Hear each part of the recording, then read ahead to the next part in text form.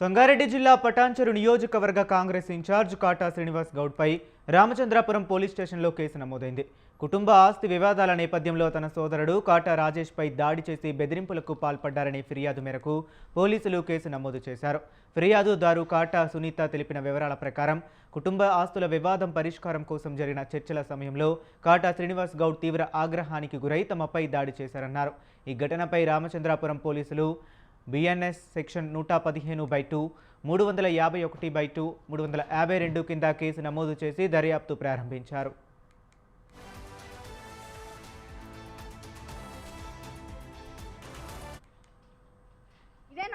ఇదేనా నీ సంస్కారం? ఈరోజు దర్శన్ గౌడ్ చనిపోయిన రోజు ఈరోజు నువ్వేం చేసినావు? ఈరోజు ప్రశాంతంగా పూజ చేసుకొని ఇవ్వలేవు మమ్మల్ని. ఈరోజు నువ్వు ఒక BRS ఉమెన్ లీడర్గా ప్రశ్నిస్తున్నా. నేను ఈరోజు నీ వదినగానో నీ అన్న పెళ్ళానిగానో ప్రశ్నిస్తలేదు. నువ్వెవడవో నేనెవరో. నీకు రాజకీయంగా దమ్ము ధైర్యం ఉంటే ఎదుర్కో నన్ను. అంతేగాని పెళ్ళాం చాటు మోగన్లాగా చిల్లర రాజకీయాలు చేసుకుంటూ నీకు చేత కాకపోతే మేమేం చేస్తాము? నాకు ఫ్యాన్ ఫాలోయింగ్ ఎక్కువ ఉందంటే నేను ఆ విధంగా మాట్లాడుకుంటా, ఆ విధంగా రాజకీయాలు చేసుకుంటా చిన్న స్థాయి మనుషులతోటి చిన్నగా తిరుగుతాను.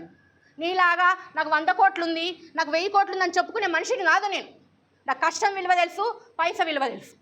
నేను సార్ ఇదంతా జరిగిన తర్వాత నేను నింగంపల్లి ఆర్సీపురం ACP ఆఫీస్ సంప్రదించిన, ACP సార్తో మాట్లాడిన, ఫైల్ చేసిన కంప్లైంట్ ఇది. As a BRS party women లీడర్గా ఒక కాంగ్రెస్ పార్టీ ఇన్ఛార్జ్గా చేసిన నా మీద మాట్లాడిన అన్పార్లమెంటరీ లాంగ్వేజ్ మీద కంప్లైంట్ ఇది. FIR అయింది ఆయనకు పోతుంది కూడా.